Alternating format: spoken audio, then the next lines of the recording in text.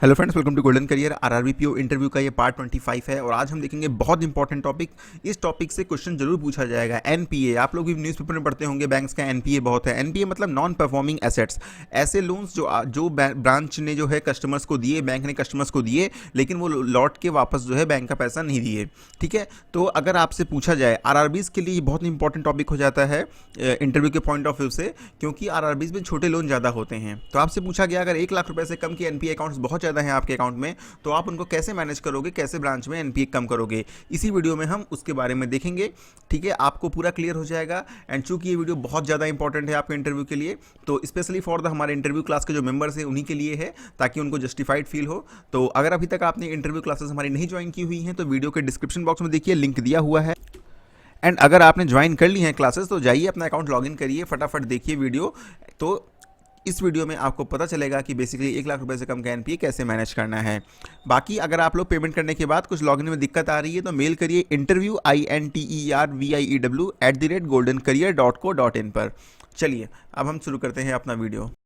अब फोकस क्यों आपसे क्यों पूछा जा रहा है, देखिए होता ये है कि जो 1 लाख से कम का एनपीए है, मतलब कम का एनपीए है, मतलब लोन भी 1 लाख से कम का ही है, तो उसमें दिक्कत ये है कि बहुत ज़्यादा लीगल एक्शंस आप नहीं ले सकते हैं। क्यों? क्योंकि यार छोटा किसान है जिसके पास 50,000 60,000 का लोन लिया है, छोटा सा खेत है, वो खेती कर रहा है, ऑलरेडी वो गरीब है।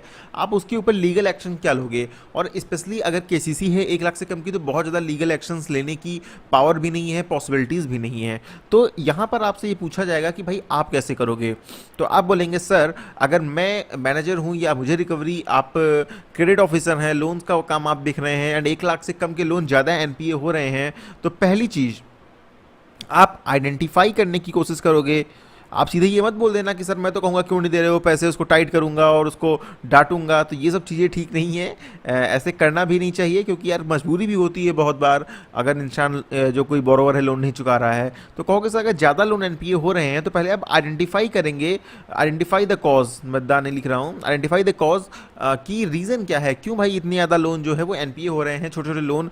क्या वहाँ पे सर्कमस्टांसेस ऐसे हैं कि बिजनेस नहीं चल पा रहा है? अगर छोटे छोटे मुद्रा लोन लिए गए हैं, 50,000 के, 60,000 के, 70,000 के, 1 लाख के मुद्रा लोन लिए गए हैं, तो क्यों नहीं चल रहे हैं? अगर प्रॉपर लोन दिए गए हैं, ठीक है, एक आप कॉज आइडेंटिफाई करोगे। तो कहोगे सर अब कॉज जब हम आइडेंटिफाई करेंगे तो उसमें 3 चीज़ें निकल के आ सकती हैं। क्या 3 चीज़ें निकल के आ सकती हैं?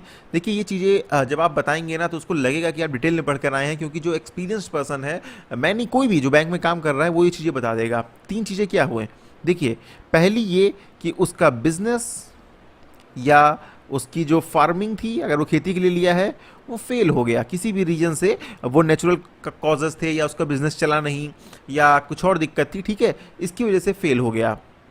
दूसरा रीज़न ये हो सकता है कि बैंक ने रॉन्ग लोन दिया। रॉन्ग लोन, गलत लोन किस हिसाब से? बैंक की ओर से दिक्कत क्या हो जाती है, मैनेजर जो था जिसने लोन दिया उसने घूस ले ली, उसने पैसे खा लिए। 50,000 का लोन दिया कंज्यूमर को और उसमें से 10,000 रुपये मैनेजर खा गया। कितनी गलत बात है।